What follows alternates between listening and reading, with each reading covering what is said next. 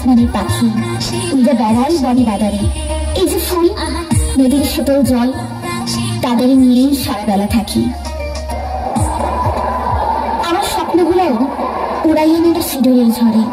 আমাদের মতো মেয়েরা এক জীবনে অনেকবার মরে, ভিটামাটি হারাইয়া আমরা হন অকুল পাথারে। মারে, তোর এই বাপ তোর জন্ম ছাড়া কিছু দিতে পারলো না মোটে। মিয়ার বেটা ঘটক পাঠাইছি, রাজি হয়ে যারে মা, তাও যদি কপালে একটু সুখ জোটে। তোমাকে এইভাবে ফেলাইয়া রাইখা কেমনে সুখী হই বাজান? মিয়ার বেটার আবার 3 বউ, ওই বাড়িতে মাইয়া গো নাই কোনো সম্মান। আমি বিয়ে করুন না বাজান। বাবার আদেশ অমান্য করে মনের গভীরে অনেক দুঃখ করে পালিয়ে বাঁচতে চায় রূপা, তবু শেষ রক্ষা হয় না। দেখতে এসে মেয়ার বেটা বিয়ে করে নিয়ে যায় নিজ গায়ে। ওরাল পক্ষে দেরি পড়ল পায়। এখন মরণ কবি ফেলাইয়া বাজান আমারে। এত খারাপ কি মানুষ হইতে পারে? আমি আর থাকতে পারুম না এই ঘরে।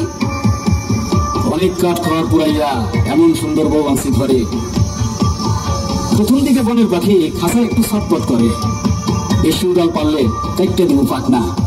বিয়া করা আমার অভ্যাস, শখ না। এরপর সিদ্দিকুর রহমান রূপার উপর অমানসিক অত্যাচার করে দিনের পর দিন। রূপার জীবন হয়ে ওঠে বিষের মতো, শোধ করতে করতে সুখের ঋণ। এইভাবে আর কতদিন যায় বাঁচা? সুখ পাখি তার অসুখে গড়ানো খাঁচা। পাটনা কাইটে হইলেও সাইরা দেন আমারে, উড়াল দেয়ার আর শখ নাই। পাটনা ভাঙ্গা গেছে জীবনের ঝড়ে। রূপার প্রাণনাশের আশঙ্কা দেখে মেয়ার বেটা তালাক দেয় তাকে। রূপা ফিরে যায় তার নিজের ঘরে। কে জানতো সেখানেও সে মরবে থুকে থুকে। নিজের ঘরে শান্তি নাই তার, অধিক শোকে মানুষ হয় অসার। নিজের গ্রামে কটু কথা শুনে বারবার, বাঁচার ইচ্ছা হারাইয়া যায় তার। আগে ছিল পদ্ম গোখরা, এখন হয়েছে ধরা। আগে ছোট্ট তিরিং বিরিং, এখন দেখি খোরা।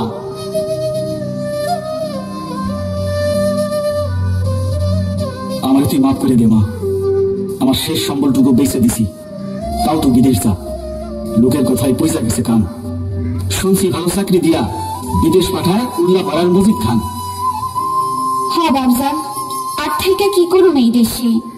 আর কত অপমানিত হমু, আর কত বৈশে খামু অকর্মার বেশি।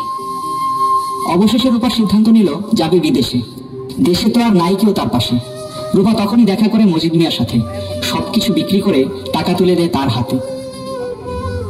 আরে রূপা বেগম যে কাগজপত্র টাকা আনছেন নাকি? আমার আবার একটাই কথা, আজ নগদ কাল বাকি। ওই কই দেখি। টাকা তো আনছি মজিদ ভাই, বাপের জমি বেচা টাকাগুলো দিতেছি আপনার। তাই কাজটা হয়েছে। চিন্তা করেন না বা, দিয়ে যান টাকা। এই টাকার গাছ টাকা ধরবো থুকা থুকা।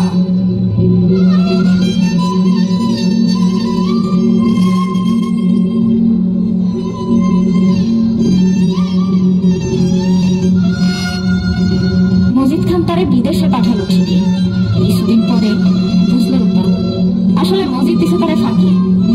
কোন রকমে নিল সেখানে ঠাই, দুঃখ খুঁজিল না, কথায় কাজে জীবন নাই।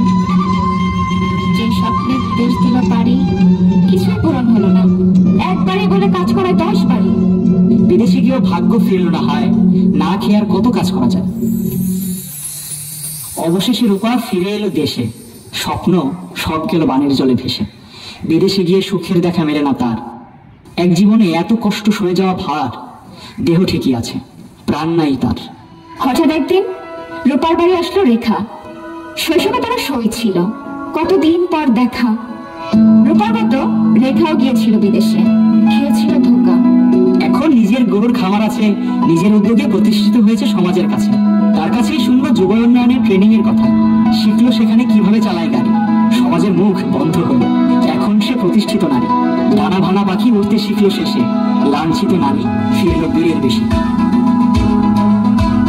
ইচ্ছা থাকলে, সহযোগিতা পাইলে ডানা ভাঙা পাখিও ওই আকাশ ছুঁতে পারে। নিজের উপর ভরসা আসে যাক, কে ঠেকাই পারে? আমার নিভু নিভু জীবনে আবার জাগছে আশার আলো। দালালের মিথ্যা প্রলোভনে বিদেশ না যাইয়া দেশেই কিছু কইরা খাওয়া ভালো।